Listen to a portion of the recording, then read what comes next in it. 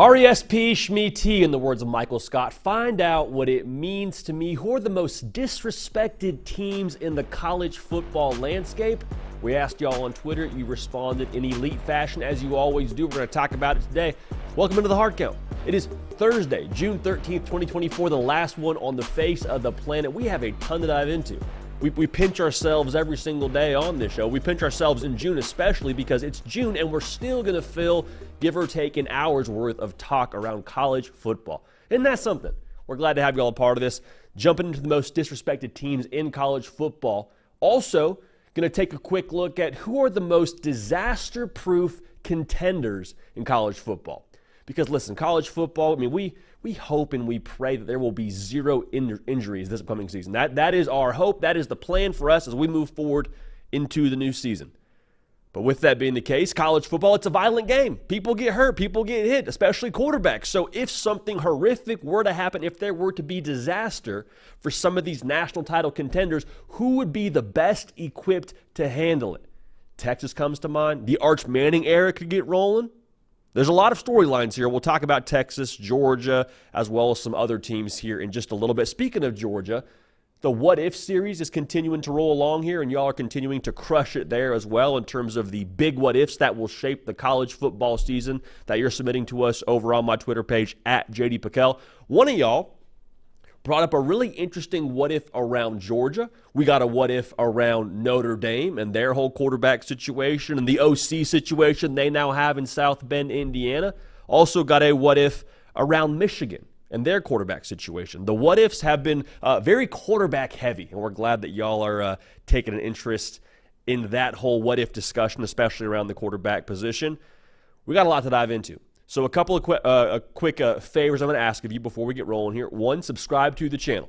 Totally free. It just helps us boost the platform. It also helps us get more information on what you want to see on this show. Okay, so that's first. Second of all, if you could subscribe to the podcast feed, a little rate and review action, that'd be phenomenal. Again, just kind of a helping us, help you situation, also boosts that platform and helps more people get involved in this college football junkie kind of community that we got going on right here. So we can't waste too much more time. We're super grateful to have y'all here. Whatever you're doing, I know the weekend's right around the corner. Whatever you got going on, it can wait. Just college football for the next hour or so.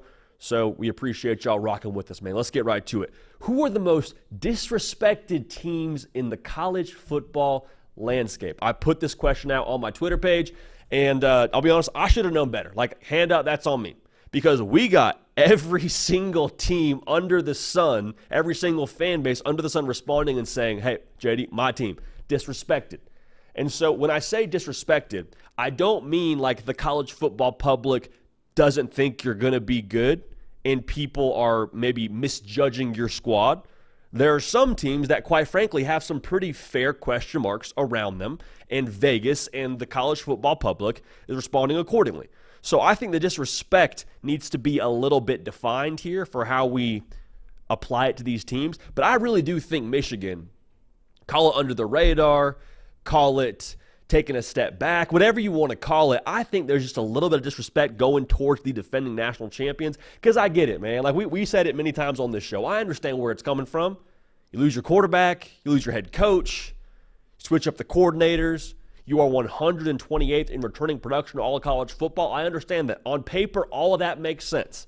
There's also a lot of oxygen in the room in the Big Ten being taken by Ohio State and their moves and Oregon and their entry into the Big Ten and the way that's going to look. But, like, listen, man, a national championship trophy still currently resides in Ann Arbor, Michigan. And just because the production, a lot of that left to the NFL, there's still a lot of production that's still in-house out there. Like, there is still, I think, a lot of benefit coming from the Jim Harbaugh development factory. Like, guys that maybe didn't contribute in a major way last year, but have been working behind the scenes, working in the shadows for the better part of the last few seasons.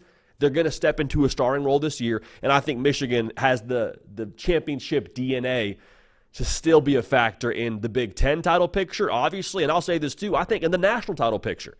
I'm not calling my shot here, but I am telling you Michigan is going to be a destination that someone will have to go through at some point in time to win a national championship or at the very least impact the national championship picture. There's still championship DNA in Ann Arbor as well. I want to make sure we say that.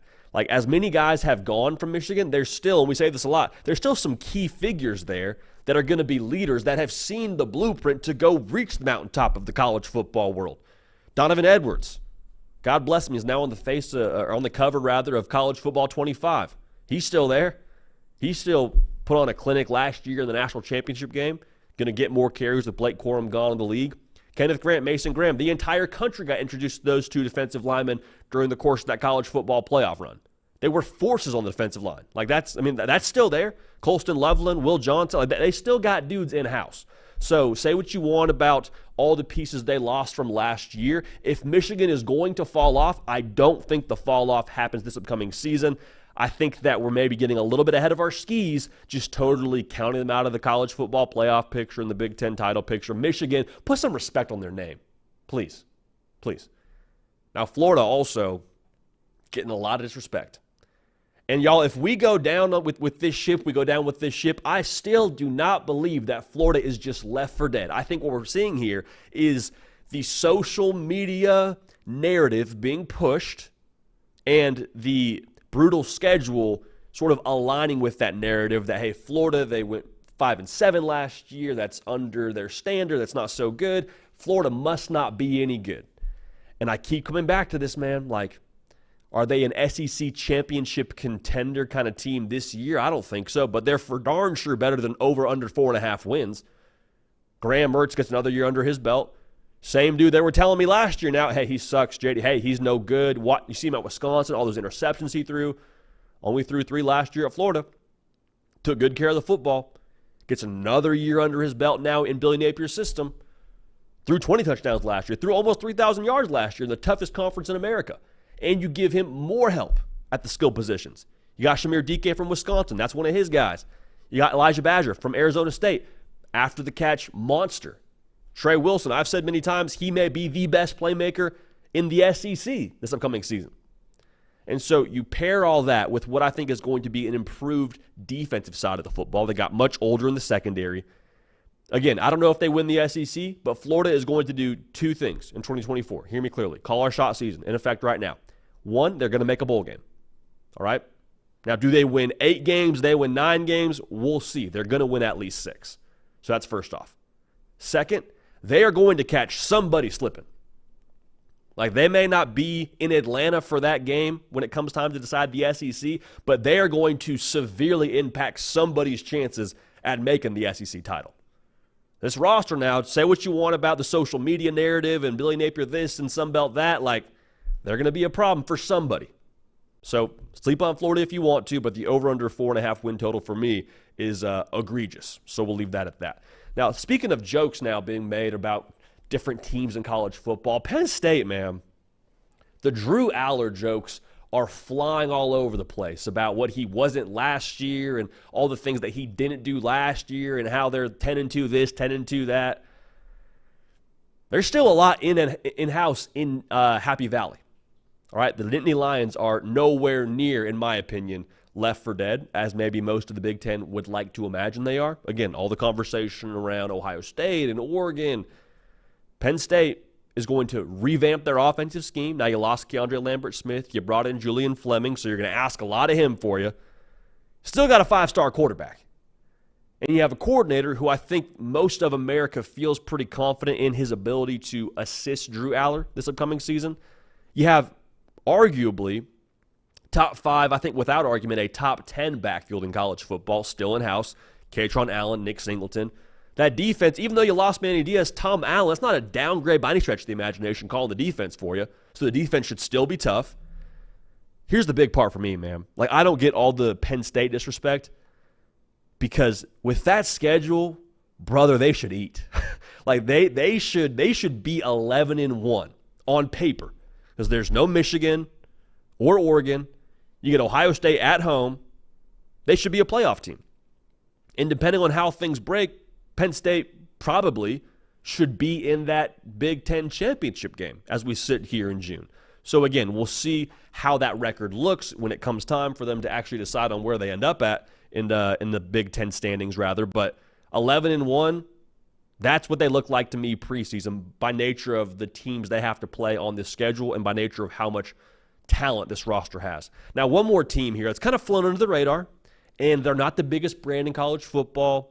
They are a team that usually draws more headlines for what they do on the basketball court. But listen, Arizona, man.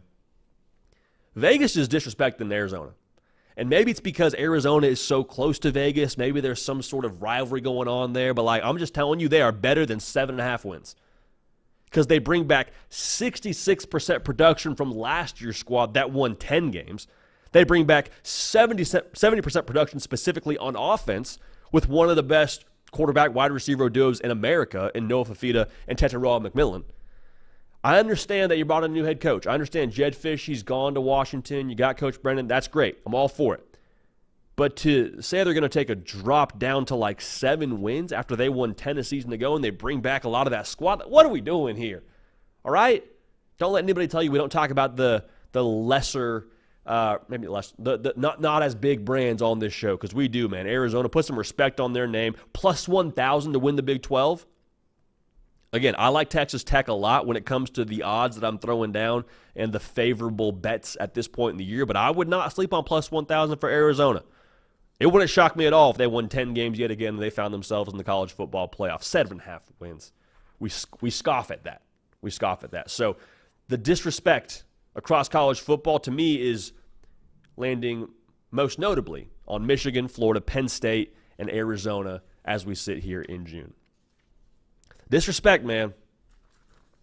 RESP Schmeety. Find out what it means to me, as Michael Scott would say. For those of y'all that do not watch The Office, it really is not worth going and looking that clip up, but just understand that that's where that reference comes from. And we're not just mispronouncing the beautiful song of respect, R-E-S-P-E-C-T.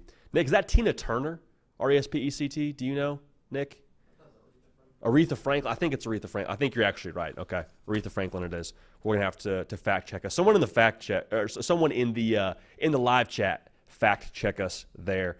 All right, let's keep it rolling now. Here went from disrespect. Let's go to disaster. 2 words that are not necessarily positive words in the English language. College football is a violent game.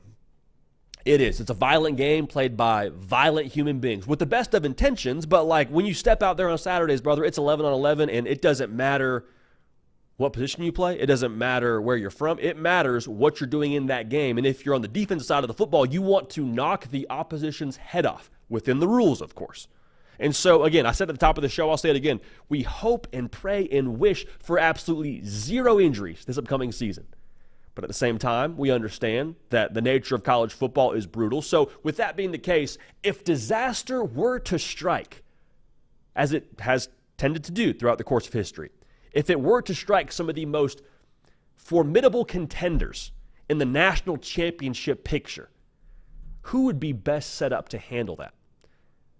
So to put a more specific point on this prompt for us here, the question I'm trying to answer here is, if the quarterback for some of these contenders were to go down, who is best set up to handle that? I think Ohio State is one of the more intriguing ones to watch.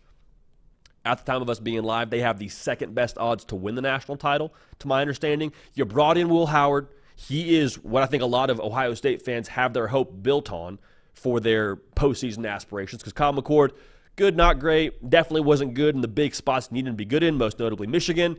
Will Howard, if he goes down, I think that you are still in a spot to where you don't say the sky is falling. You don't mail it in. You don't say, oh, wow, what a waste of a season. Now, however, you do have to adapt your game plan a little bit, because if Will Howard goes down, you're probably tossing the keys to Devin Brown, big 33 out there. I love the fact that he wears 33 as a quarterback. That's freaking awesome. You also maybe would factor in a guy like Julian Sayin. He was really talented during the spring game. We saw him slinging around. You heard rave reviews out of spring ball with him. He's a true freshman, so I don't know if he's your guy. Lincoln Keenholt's also talented. I'm going to go ahead and assume you're rolling with Devin Brown. Now, the big drawback here is you struggle then to maximize the number 1 wide receiver core in America. That's the obvious drawback. As good as your quarterback could be behind Will Howard, it's fair to assume there might be an acclimation period for them being the guy at Ohio State. Now, Devin Brown has played I don't know if the most college football is the right verbiage. I suppose he's played the most out of this group. But still, he hasn't been a guy that's gotten like a ton of game reps. He made his first start in the Cotton Bowl, and that lasted all of like 35 seconds. Bless his heart. He got injured. The big benefit, though, the reason why I would say Ohio State to me is still pretty disaster-proof in this respect is because if Will Howard goes down and if you have to put me at quarterback, Ohio State, we got another discussion. But if you put someone else at quarterback that's not Will Howard, you can still go full-blown bully ball. Now, the offensive line, you put some more pressure on them to be able to meet that call to action, to be able to answer the bell. But listen, I think you have the best backfield in America, because you went out and got Quinshon Judkins from Ole Miss, who is a 1,000-yard back in the SEC. And you got Travion Henderson, who, when he is healthy, he's also a 1,000-yard back. So you got talent and you got depth at that running back position to where you can say, all right, put the off-road tires on. Quarterback, get ready to throw right around 10 to 15 balls a game. We are going to pound the rock. We are going to make the opposition say, uncle, lock in. And then on the other side of the football, you have, on paper, I believe, the best defense in America.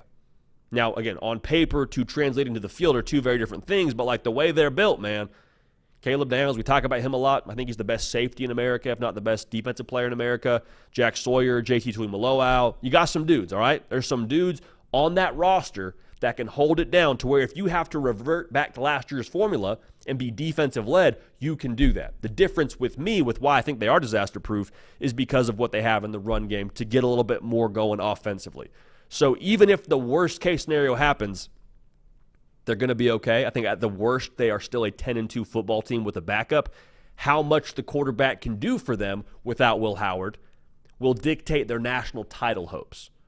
But in terms of them making the college football playoff, I think they're more than fine trotting out there with anybody at quarterback based on what they have on that roster. Now, the most intriguing team here in this whole disaster-proof conversation around these contenders is Texas. The reason for that being, Quinn Ewers, if we're using history as our teacher, has not yet played a full season at Texas. He's gotten hurt the last 2 seasons. He's missed a game here or there. So with that being said, who's the backup quarterback in Austin? Oh, yeah, Arch Manning. So needless to say, there would be a tremendous amount of storylines coming out of Austin if that were to be the case. The thing why this is also intriguing is I think when you look at Texas and how they operate offensively, yes, they want to run the football. Yes, they want to be tough in the trenches. But like to call a spade here, Sark's offense is quarterback-centric. It's still quarterback-driven.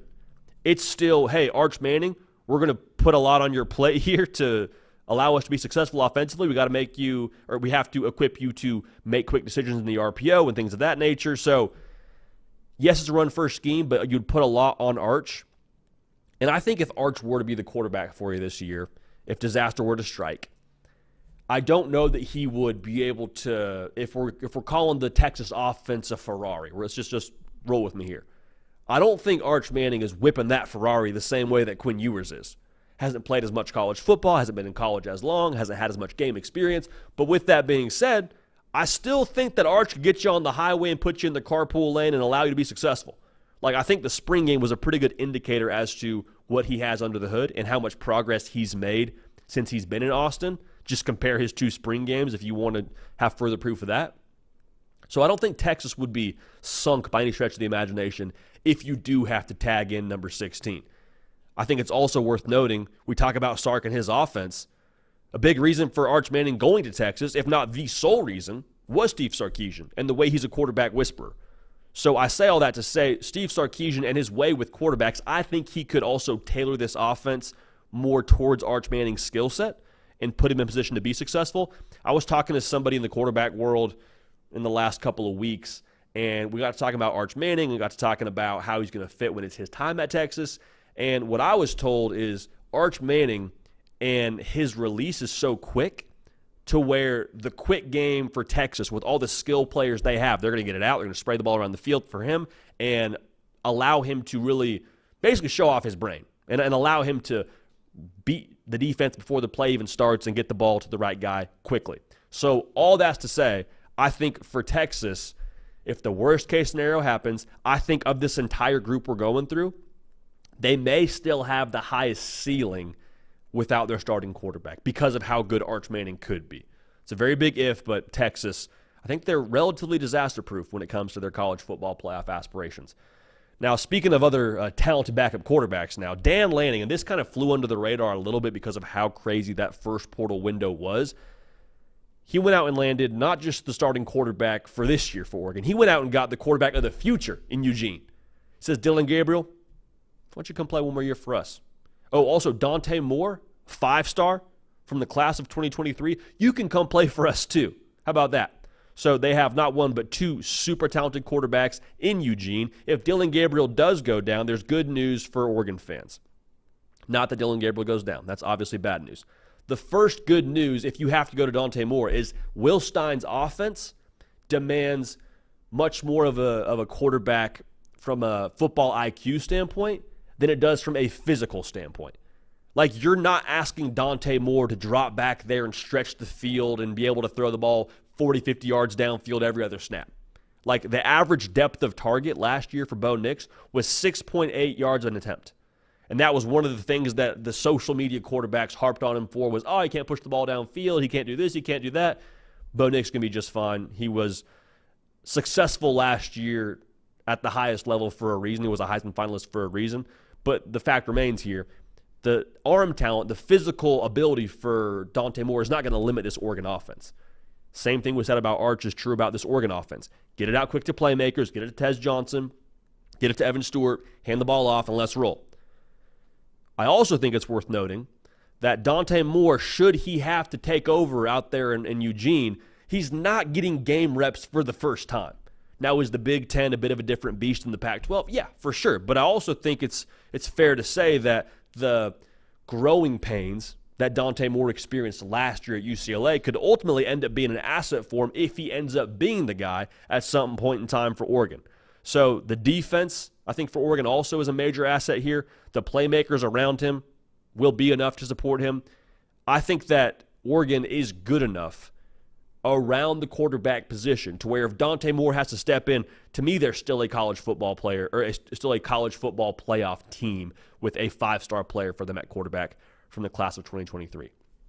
Now, last team to get to here, the Georgia Bulldogs. The Dogs, man. A lot of your hope, if you're a Georgia fan, is built on Carson Beck in year 2 and making that next step, which is funny to say because he was already phenomenal a season ago, completing north of 70% of his passes.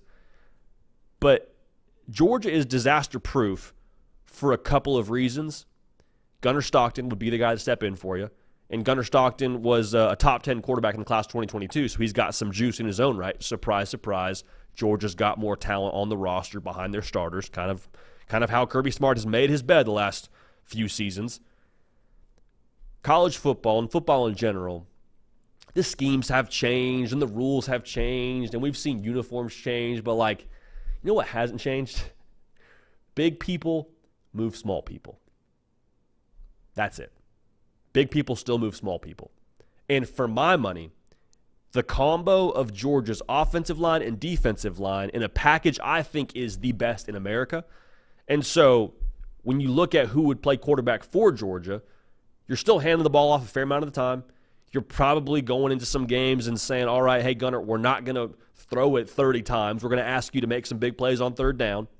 Can you do that for us? Great. Also, good news, we got not just a great backfield for you in Trevor Etienne and Roger Robinson. We also got you some toys to play with here. We got Colby Young from Miami, who's a dog for you. You got Dominique Lovett, gets another year in Georgia's system. All these things combined with the trench play Georgia's going to have is going to help whoever's playing quarterback back there. You hope it's Carson Beck, but if it is Gunnar Stockton, he's going to be walking into a furnished apartment, as Colin Cowherd would say. I think it's also worth noting that if Gunnar Stockton does end up being the guy, he's a different player than Carson Beck. Got a little bit of mobility to him. His senior year of high school, he ran for almost 1,000 yards on the ground. Now, running for 1,000 yards in high school and running for 1,000 yards in the SEC, different things, no denying that. But I think that the defenses and the way they prepare for Georgia, you have to switch it up a little bit when you got 14 back there as opposed to 15. Because Carson Beck, as good as he is, he's not really someone that makes you overwhelmingly nervous on the read option game or someone to tuck it and run and ad-lib. Gunnar Stockton is that guy. He is someone that would make you nervous. So I still think that Georgia makes a college football playoff run. I think they can still go win a national title, quite frankly, if they have to, without Carson Beck in the game. Now, you would obviously, if that were to be the case, probably ask a little bit more of Gunnar Stockton. You ask him to progress with the team, with the roster, and kind of grow up throughout the course of your season. But Georgia has stocked the cupboard over the course of the last however many seasons for a reason. I promise you, Kirby Smart is getting Gunnar Stockton still a lot of reps during practice. Georgia's disaster-proof, as is Oregon, as is Texas, as is Ohio State when it comes to the 2024 season. So we hope and pray and wish against any injuries for anyone this season, but if disaster does strike, I think those teams are more than well-equipped to be able to handle it. Football's one of those games, man, where it's like it's not a matter of if, more so a matter of when. So we spoke about Georgia for a second there, and one of you gave us a really good what if that I honestly had to double take a little bit at. And it was Jeff on Twitter. His college football what if that could shape the 2024 season is, what if the only guy to beat Georgia in the last 3 seasons just retired? And now Georgia is essentially unstoppable. So what he's saying here is Nick Saban just retired, and he's the only dude who's beaten Georgia these last 3 years. Also worth noting, the 2 losses that he handed Kirby Smart were both in the SEC title game. So regular season, nobody's beaten Georgia according to these last, when you look at these last 3 years. I had a double take at this, but I think it's a fair question. It's a fair question. Like, all right, you got the greatest of all time, and outside of that, nobody else is really holding a candle to Georgia when you look at what they've done from a win-loss perspective. Now, to be fair, the schedule in 2024, in my opinion, for Georgia is the more difficult schedule than they've had these last 3 seasons. Like, the road show in itself is wild. You're at Bama, you're at Texas, you're at Ole Miss, at Kentucky, also a little bit more sneaky than I think it sounds. And then the other tough games you got Auburn still, you still got Tennessee. And oh, by the way, just kind of drop this in there, you open with Clemson in Atlanta, which will not be a walkover game anyway. It's also worth noting now, as much as you talk about Georgia, the success they've had the last couple of seasons, and they've had a ton of it, especially during the regular season, Georgia's shown some signs of humanity at different points throughout Kirby Smart's last couple of years. They trailed at Missouri a couple of years ago. They were in a rock fight in like a really disgusting rainy game against Kentucky. Last year, Auburn took them to the wire. Like, it's college football. That's why we tune in every Saturday, because anything could happen. So to say that Nick Saban's the only one that's beat Kirby Smart isn't incorrect, but there have been teams that have been in position to try and capitalize on some leverage over Georgia, and then Georgia does what Georgia does, and they find a way to get it done. I think it's also worth noting when we talk about Georgia and the potential for obstacles in 2024, this is going to be a new another version now of Kirby Smart's staff. This is the next revolution for him. That's the word I was looking for. This is another revolution for Kirby Smart at Georgia with new faces on his staff. You got a new wide receiver coach, a new co-DC, new running back coach, a new secondary coach. Like, there's a lot of new faces. And that's kind of what we had seen over the course of Alabama and Nick Saban's dynasty was, hey, when you have success, people see that on your staff. They say, how can we get some of that on our team? How can we get some of that process, that blueprint over with our school? And then people hire your coordinators, your position coaches, whatever. I understand Will Muschamp stepped back, so he wasn't hired away. That's the cost of success. So can you duplicate your previous success with new faces on your staff? It's also worth noting, I keep saying worth noting, it's also a talking point here as in 2024, Georgia loses some production on defense. Now, they still have a ton of talent, but there will be some guys that are going to be stepping into roles that they haven't stepped into before throughout the course of an entire season. So that you don't have to go looking for obstacles for Georgia. Like, it's all there, from the roster to the schedule to what they have on the coaching staff. Like, there's a lot of, I think, talking points for why Georgia could have some issues this upcoming season. Now, with that being said, I think 2024, regardless of Nick Saban, regardless of Alabama, college football and where Georgia is right now is perfectly aligned for the Dogs to just go on a run. Like, everything about what Georgia has in front of them, I believe, favors them.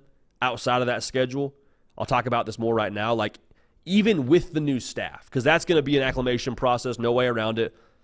I still feel great about the most important facets of this football team when it comes to winning national championships. What did we say yesterday? Depth and quarterback play. Georgia has elite depth. They've racked up 5-star classes over the course of the last 3 seasons, and they've got, I think, one of the best, if not the best quarterbacks in America, in Carson Beck. On the line of scrimmage, we just said it a second ago, big people move small people. Georgia, I think if you were to take the overall average of their defensive and offensive line in terms of how they stack up against the rest of America, I would take both their lines. Like, line of scrimmage play is not going to be an issue for Georgia in 2024. And so with that being the case, you also look at the way the college football playoff is changed, and we've sort of beat this drum for a while here. Georgia used to have a more narrow path to the national championship. Now, they would walk it. Now, don't get it twisted. They walked it to the tune of 2 national championships. But now Georgia has a couple of different ways to get to that ultimate goal. Like Georgia, they could go and lose at Texas and at Alabama, and I think still have a pretty good chance to make the college football playoff. And the only thing that I think is as scary as Georgia getting in the college football playoff undefeated with a bye is if Georgia finds themselves in that 5 spot. Saying, JD, in the 5 spot? In the 5 spot. Andy Staples made a tremendous point when he was on this show this time last week, and I want to tell you about it right now. If Georgia plays in the 5 spot, who do they draw round 1? Number 12, right? Well, who's that number 12 team going to be? Who's the 12th seed? I think conventional wisdom would tell you it's a G5 school. Is a G5 school hanging around for more than 15 minutes with Georgia in a 4-quarter game? No disrespect to the G5. I love the G5. But you line it up with Georgia, it's not going to be close. It's not going to be close. So you play that game. And then the next round, who do you play? You would play the 4 seed. So a conference champion who, if we're using, again, conventional wisdom, using logic here, it's probably not going to be an SEC champ or a Big Ten champ. So you're probably drawing a school from the Big 12 or the ACC. And I'm not telling you the right matchup couldn't give Georgia problems, but I do think you would much rather play a school from the ACC or the Big 12 than an at-large bid from the SEC or the Big Ten in that 8 or 9 spot from a bye than you would in that number 4 spot from that second-round game.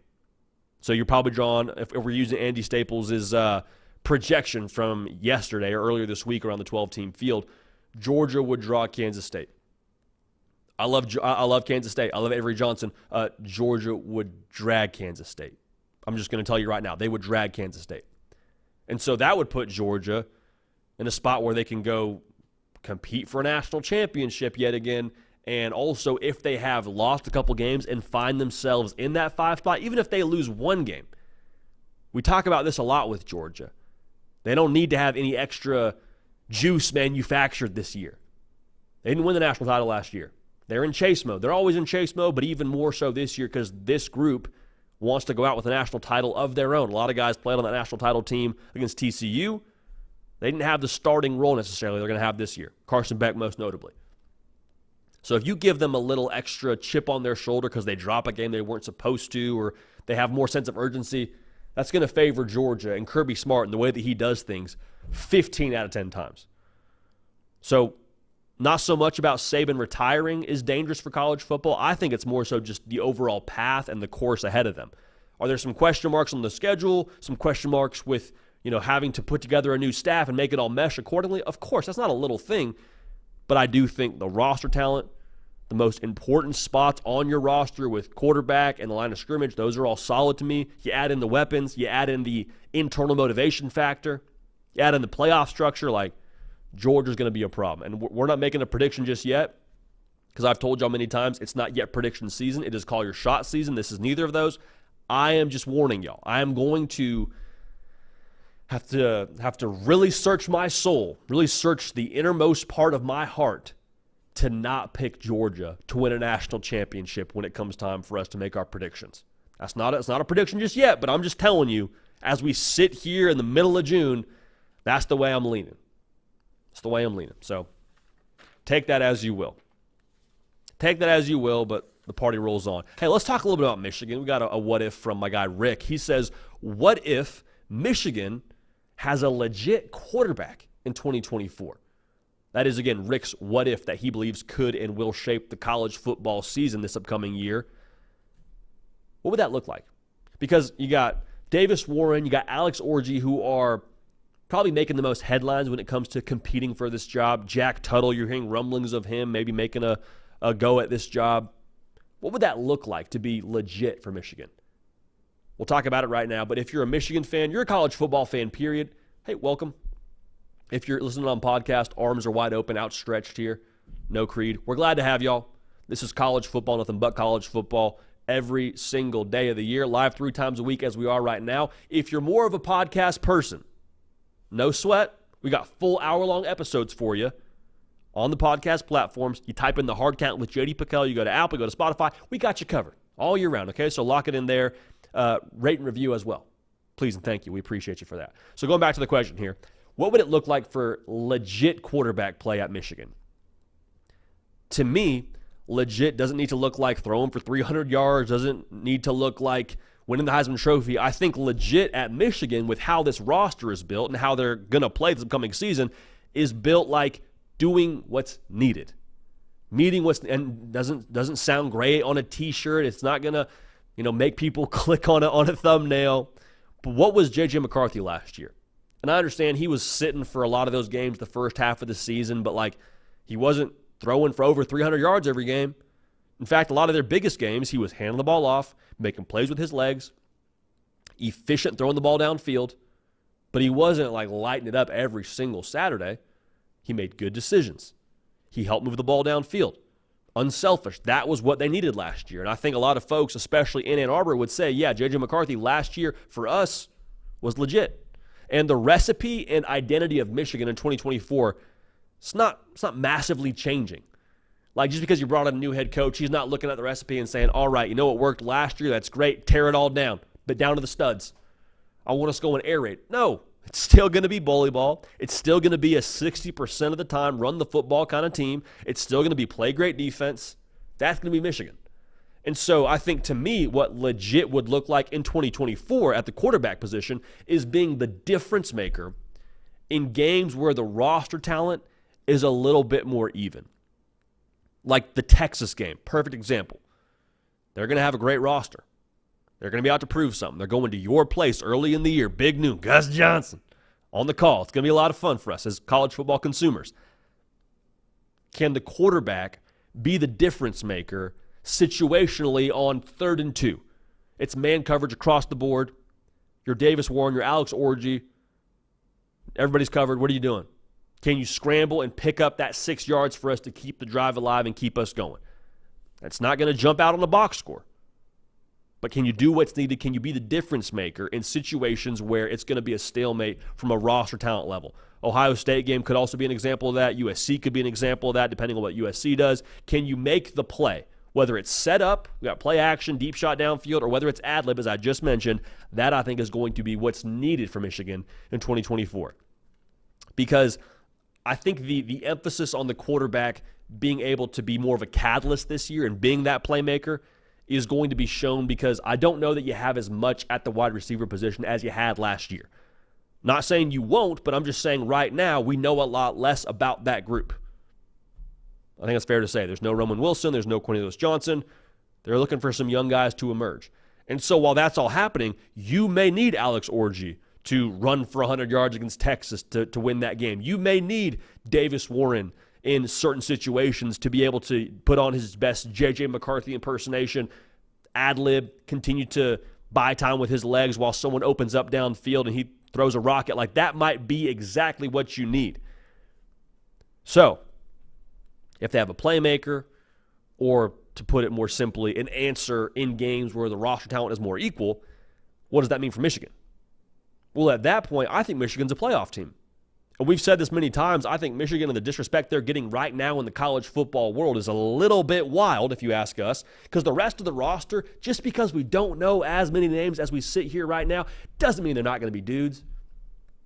Say what you want about Sharon Moore, this roster and the personnel internally at Michigan is still going to be, I believe, on the receiving end of the Jim Harbaugh development factory. Like guys that didn't start last year, that's fine. They're going to start this year, and they're going to be really good. Why? Because they've been going through the process of developing, of buying in, of doing things Michigan's way. And we've seen now, for the better part of the last few seasons, especially last season, that pays dividends. If you stick to the script, you stick to the proven process, you will have success, you will have results. Then we already mentioned the guys that you already know, Kenneth Grant, Mason Graham, talked about them earlier in the show, Will Johnson, arguably the best corner in college football, Donovan Edwards. There's a lot of pieces here. And I think to illustrate this point,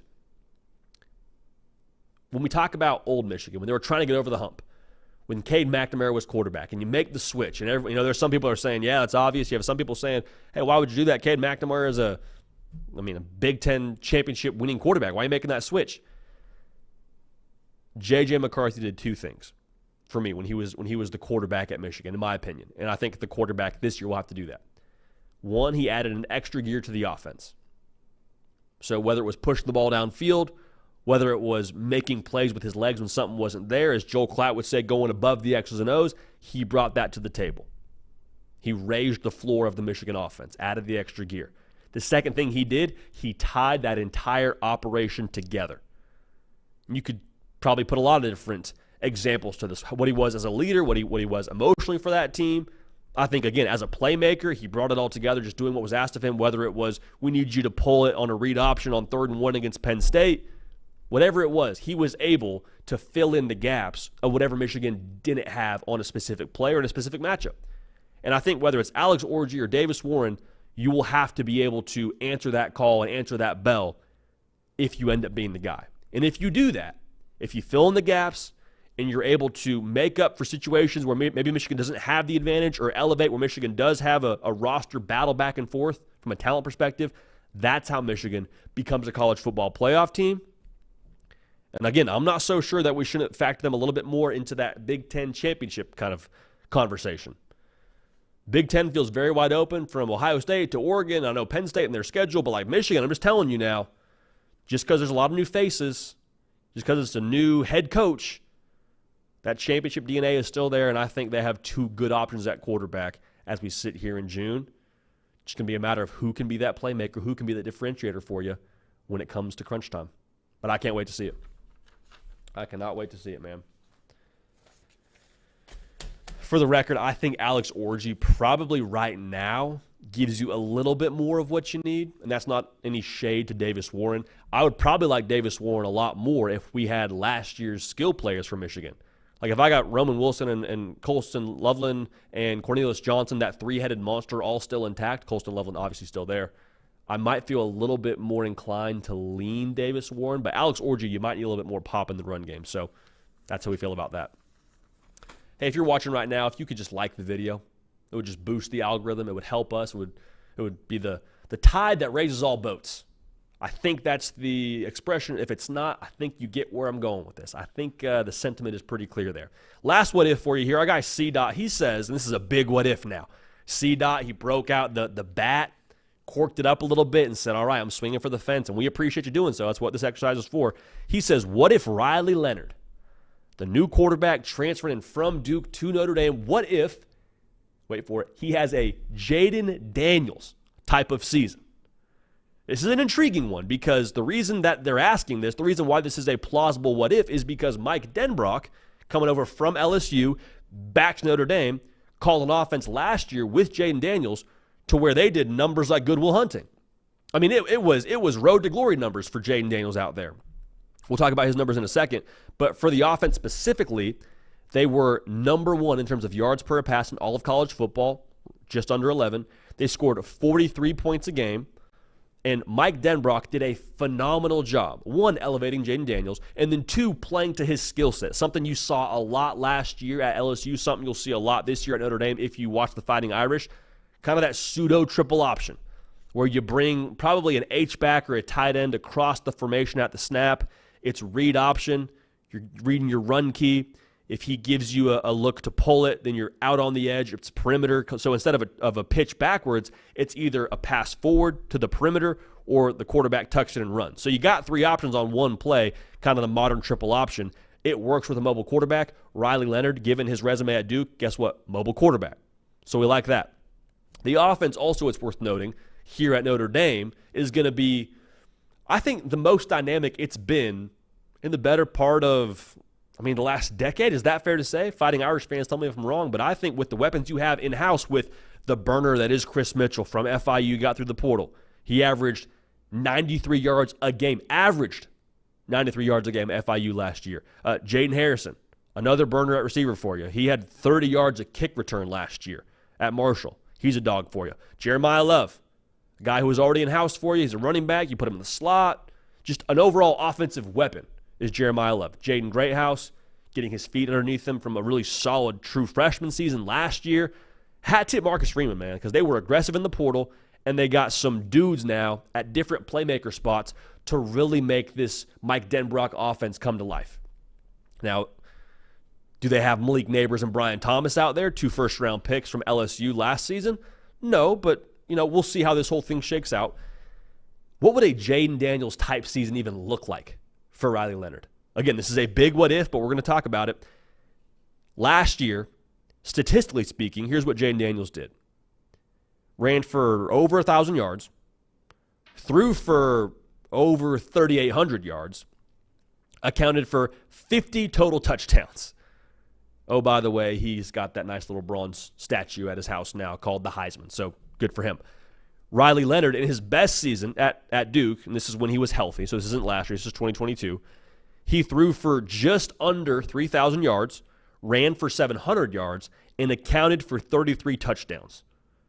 So if we're comparing there's a pretty good gap between what Riley Leonard has done at Duke and what he could accomplish and needs to accomplish to have a Jaden Daniels type season at Notre Dame.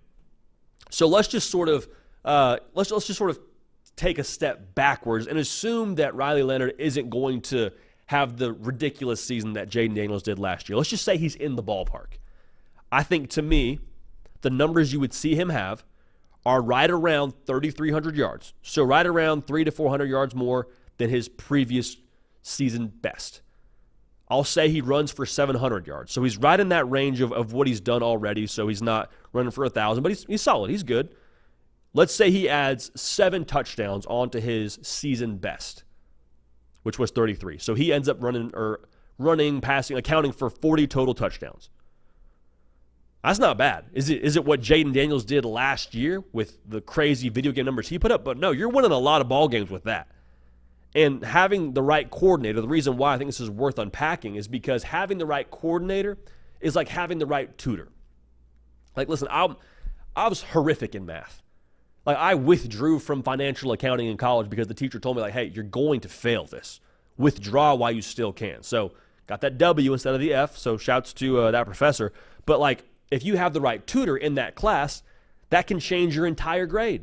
It makes everything make more sense for you. It comes together differently. You're seeing things you never saw before when you looked at different equations, different problems. That could be Mike Denbrock for Riley Leonard. Because if we did the same exercise this time a season ago and talked about Jaden Daniels, could he win the Heisman Trophy? You got people saying, well, probably not, because like Jaden Daniels wouldn't even push the ball downfield last year. He couldn't even throw a deep pass. He wouldn't throw a deep pass. Great runner. That's awesome. But is he going to win the Heisman? A little bit rich for me. This is the same guy now that went out and led America in terms of yards per pass. So it's safe to say he unhitched the wagon. He put it all together. So there is a path here. Also, look at the schedule for Notre Dame. It's not brutal. It's really not. You're at A&M to open. That'll have storylines and then some with Mike Elko and Riley Leonard, and they're reunited now on the same field, different sidelines from their time at Duke. That'll be awesome. Louisville and South Bend, kind of a get-back game for Irish fans. Florida State, be a tough one, but it's in South Bend, and then you're at USC. If you're catching my drift here, allow Vegas to really bring this point home. Vegas has given Notre Dame minus odds to make the college football playoff at minus 170. So you have to bet $170 to make 100 for Notre Dame to make the playoff. Vegas likes Notre Dame. They like the roster. For me, with Riley Leonard, I am very much so, and I need to see it to believe it. Because I like the ability. I like what he's done in flashes. I haven't seen consistency Last year, he became a little bit more of a known commodity at a national level, and he ended up getting dinged up, even though he played valiantly against Notre Dame, oddly enough, in the game he got hurt against when he was at Duke. Like, I need to see it. But to answer this what if this comes together this way, if Mike Denbrock totally elevates Riley Leonard and he has the season that we're talking about him having right now, the same way he elevated Jaden Daniels, Notre Dame's in that 5 seed. They are. Now, it's important to note, Notre Dame cannot be in that top 4 because they don't play in a conference. So they could go undefeated, number 1 in America, still be the number 5 team in America because of how the playoff works. That's not a bad path because you probably, as we mentioned already on the show, draw a G5 school to start. Then you play a power conference school that's likely going to be from the ACC or the Big 12, which is better than drawing the Big 10 or the SEC. There's a path here where that happens. And that's not a horrific draw if you are Notre Dame. And we've said this a few times, but I want to bring it home one more time. Notre Dame becomes a very real destination. At the high school level, yes, because I think that kind of removes the stigma of what you can accomplish at Notre Dame from a football perspective. It's more than just a degree and a big brand. Like, you can actually go and compete for national titles there if you end up having this kind of success and have a run like that. But maybe even more in an immediate sense, Notre Dame could become more of a portal destination. Because if Riley Leonard lights it up like that, that is now the second quarterback that has come to Notre Dame and had success. Sam Hartman previously from Wake Forest. You have a couple of receivers to where if Riley Leonard has success like this, I have to imagine that the FIU transfer and Chris Mitchell and the Marshall transfer and Jaden Harrison probably light it up. People are looking at Notre Dame and saying, okay, if I can get in there, which is, again, another if, a little bit of an obstacle, but if I can get in there, they have a proven track record now of guys transferring in, seamlessly integrating themselves into the team and having a lot of success on the field. So a ripple effect is on the table here for Riley Leonard should he have a Jaden Daniels type season. It's a big what if, but it's not out of the realm of possibility. Not in the slightest. Y'all been crushing on the what ifs, man. It's fun just to go back through that and see all the great what ifs and great responses from y'all. So thank you for that, and thank you for giving us some more great content to work with. I want us to talk about one more thing before we go to the live chat. So right now, again, like the video if you haven't already. Get in the live chat. Hit us with your questions. Nick Bragg is running the show right now, so shoot those his way. Before we get to that, though, there has been more social media content around head coaches being cringy, quote unquote, than I think ever before. Because just yesterday you saw, maybe it was 2 days ago, you saw Eli Drinkwitz, the head coach at Missouri, rocking out on the guitar with the recruit. You saw Dabo not that long ago on TikTok, and he did the whole thing where hickory dickory dock, mouse runs up the clock. You saw Brian Kelly dancing with recruits also not that long ago. And people see that and they say, that's cringy. I don't like that. That's so lame. What are they? These are grown men playing guitars with high schoolers. They're on, what are we doing here, coach? I mean, I don't like, this is a cringy look. I'm here to tell you, I don't have a problem with it. I have absolutely zero issue with any of my head college football coaches being cringy. Because while people see cringy, what I see is a couple of things. One, a head coach who is recruiting hard, trying to do what it takes to connect with these kids that are going to help your football team on Saturdays. That's the first part. The second, as I see some confidence from these dudes who are like, hey, I'm okay with how I am to be able to maybe get outside the box and do something that would be perceived a little bit outside of my comfort zone. I'm okay with being a little bit weird for this bit if it helps us land this recruit. Like, I'm not taking myself that seriously. I think that's a great look for these coaches. Like, I think honestly that just humanizes them even more. And I think it's funny when we sit back here from our ivory towers and we look on our phones and say, oh, that's so cringe, that's so lame. Look at Coach Drink. He's so lame dancing with that recruit and playing the guitar. What a weirdo. Come on. Are any of us that cool? Like, are we all just so smooth we can't even give a little bit of a chuckle to a head coach trying to recruit a top prospect hard? That's such a big deal for us. We're all just so cool. Come on. None of us are Matthew McConaughey, as much as maybe we wish we were sometimes. None of us are Leonardo DiCaprio, where we're just so suave. Like, come on. This is human beings doing human things, trying to connect with kids, trying to help their football team. And so to call it cringy or this and that, I just see coaches being willing to be authentic, being willing to kind of let their guard down, look a little bit foolish, look a little bit silly in the effort to try and help their roster and help their football team. Here's the other thing I would say, too. You can be as cringy as you want in college football now whenever you're winning ball games. We talk about the win-loss goggles a lot on this show. If you're winning, hey, he's a player's coach. Hey, he's in tune with the younger generation. He's not taking himself too seriously. He's willing to be a little bit silly. That's what they say when you're winning ball games. And also, I'll talk about these three coaches we just mentioned. Dabo Swinney, call him cringy, call him this, call him that. I've been critical of Dabo. Guess what? He's got 2 national titles. I don't think he cares about your take on him being cringy. He's got 2 natties. Brian Kelly, can't believe he's dancing with recruits. He doesn't fit at LSU. Golly, what a weirdo. So far at LSU, 2 10-win seasons. He's working right now on his 3rd top 10 class at LSU.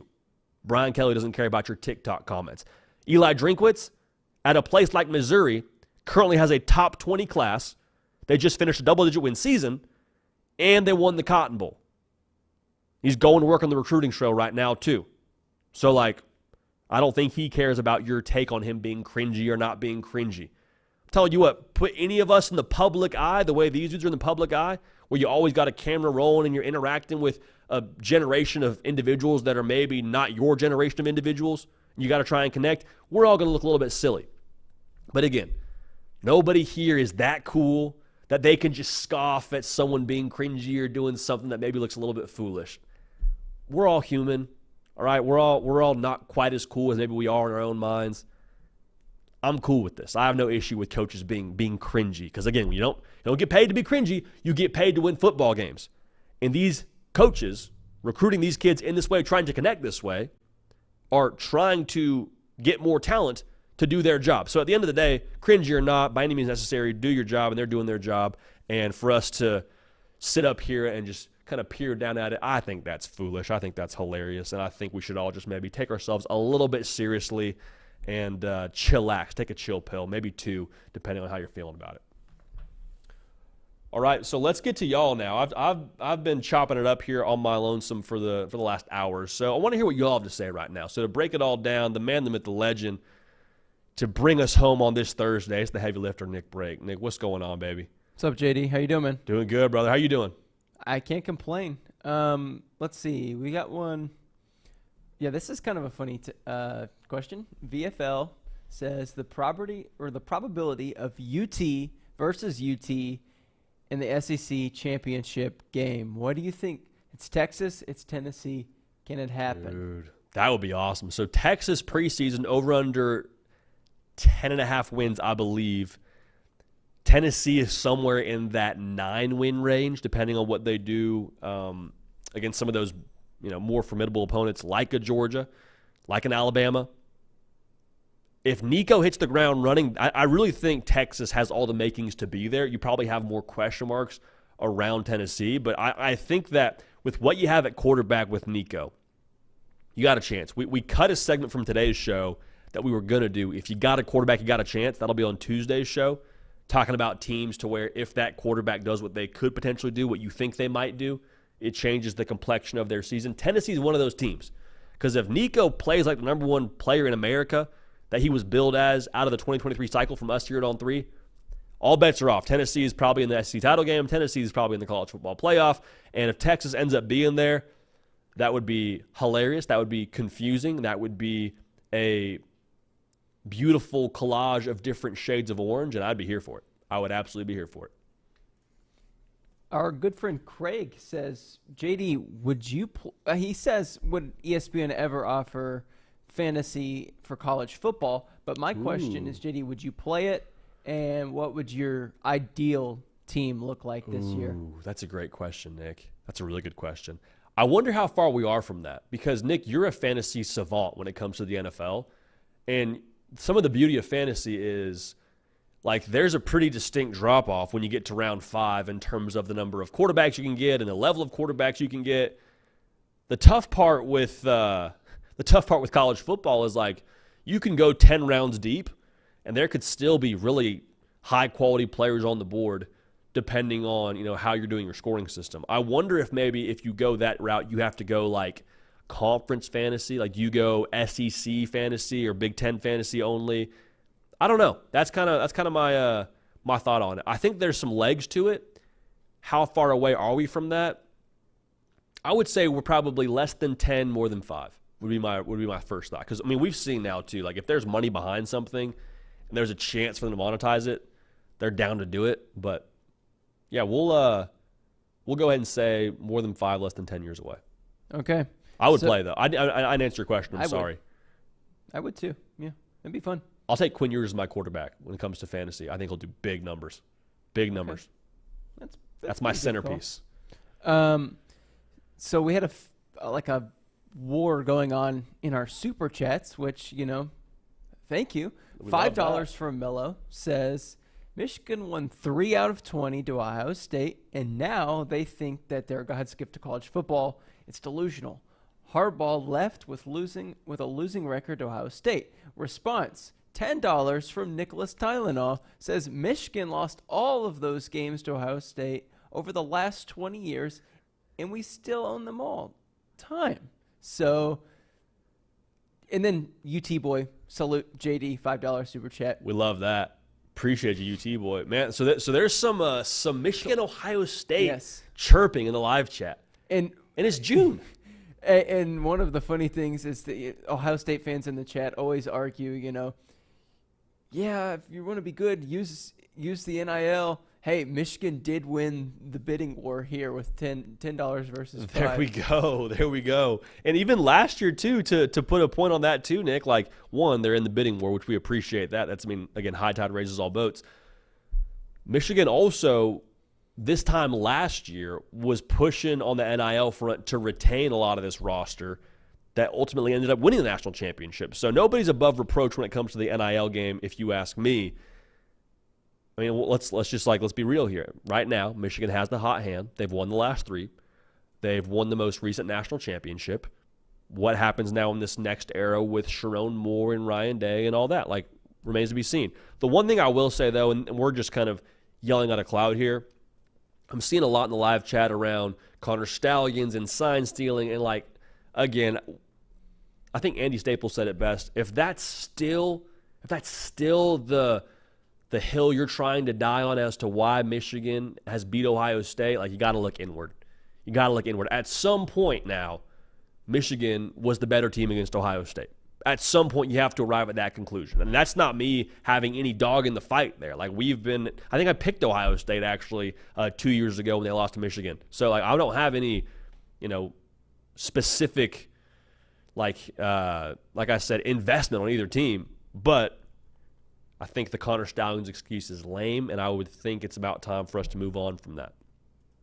Hey, and also thank you very much. A very recent chat from General Chrome. Thank you all for the super chats. Very That's kind good stuff. Heck and yeah! It does help you get your get your stuff, whatever your chat you have. It does show up a lot bigger. We're in the pay for play business. Yeah, it definitely caused a debate as well whenever Mello dropped that first one.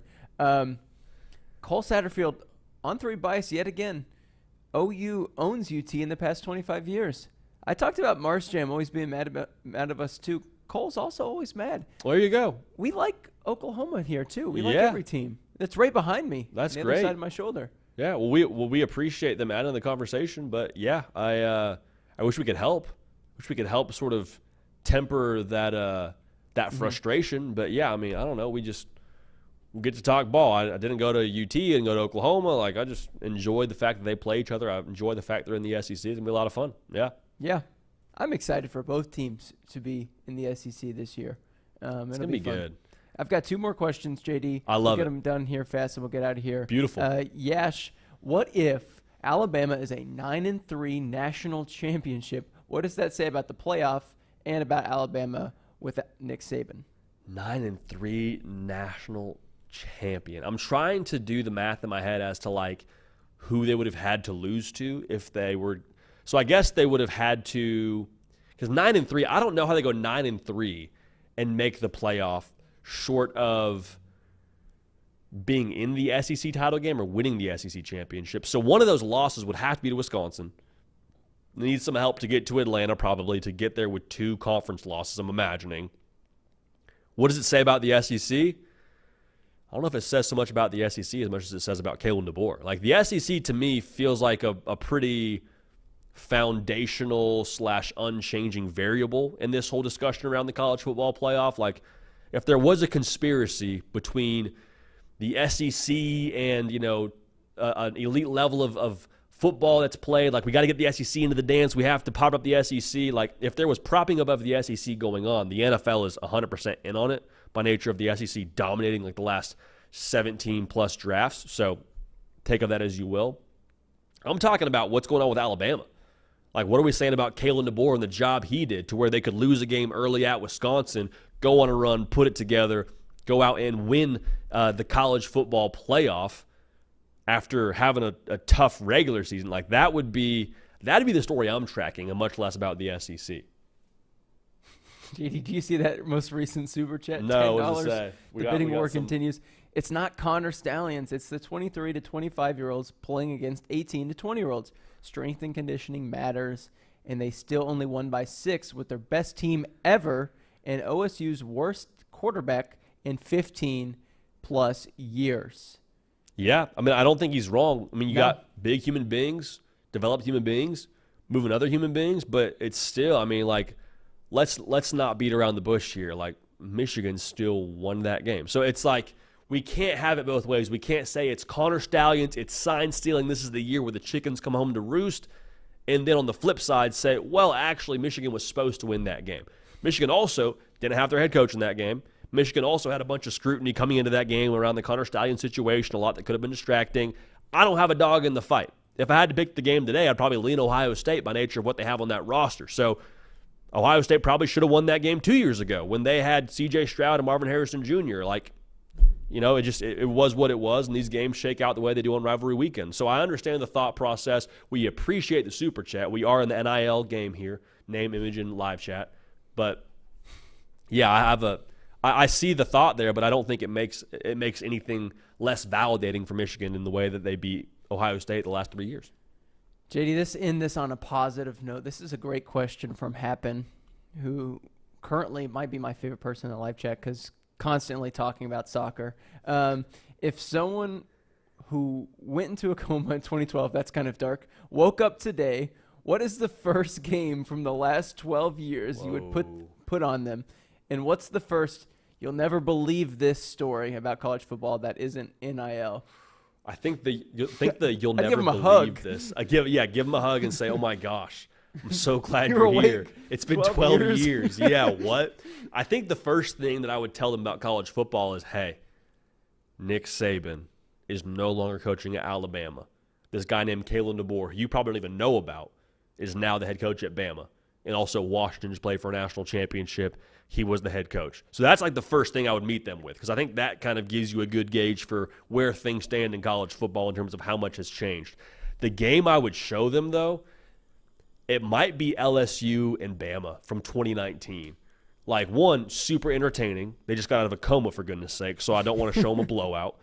Two, that 2019 LSU team they would have missed. And so showing them Jamar Chase, Justin Jefferson, Joe Burrow, Clyde Edwards-Helaire, Ed Orgeron, like, that would have just been a really nice, like, hey, welcome back to college football.